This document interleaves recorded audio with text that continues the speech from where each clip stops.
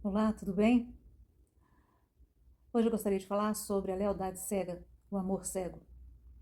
Como é que a gente detecta que a nossa vida foi devotada a uma causa familiar?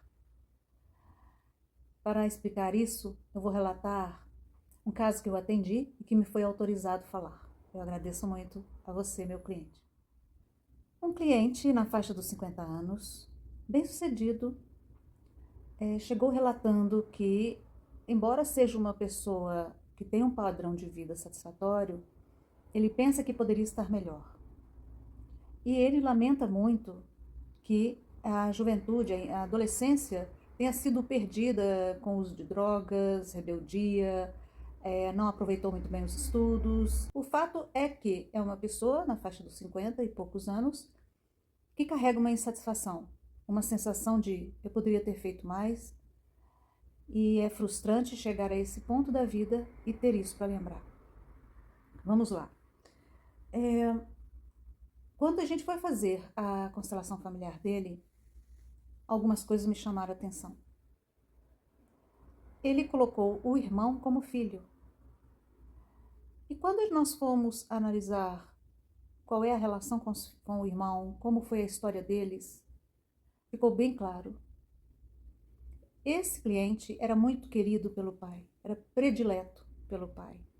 Eis aí um exemplo de como é ruim quando os nossos pais têm predileções claras, muito demonstradas, muito evidentes para os outros filhos.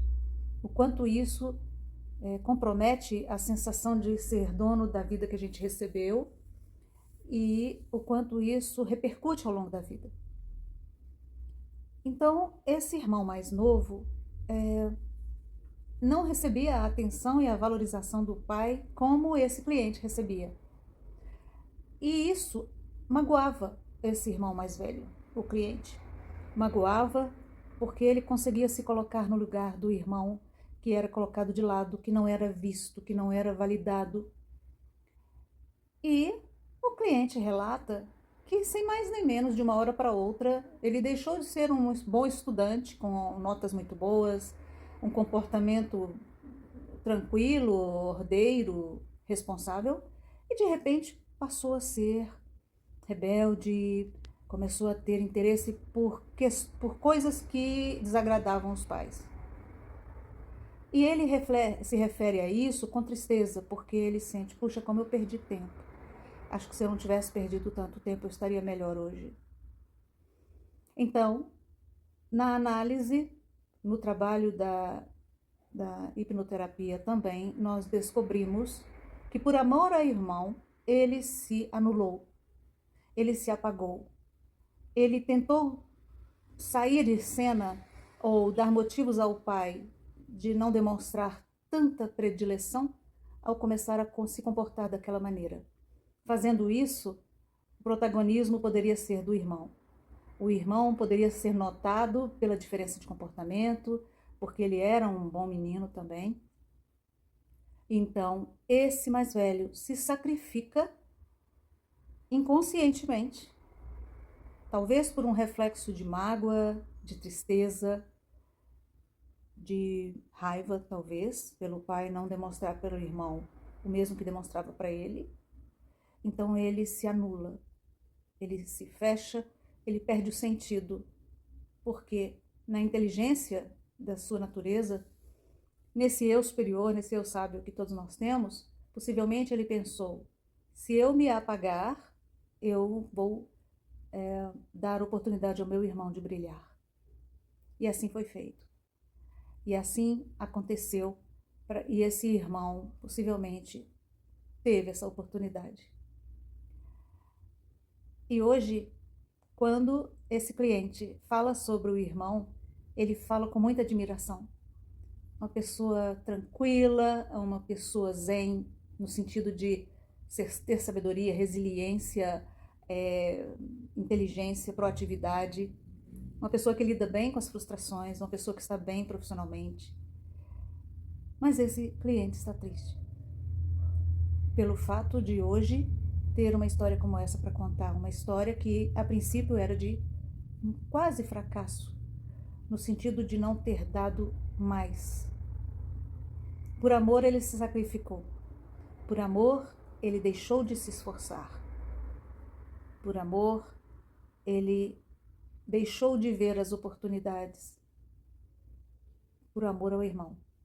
Um amor cego. Porque é um amor que não atua de uma maneira que ajuda o irmão sem prejudicá-lo. E ao tomar consciência desse gesto tão altruísta, ainda que inconsciente, o que evidencia um eu muito generoso, um eu amoroso, chega a ser elevado, inclusive, na qualidade de solidariedade, de compaixão. Mostra a qualidade do ser humano que esse cliente é.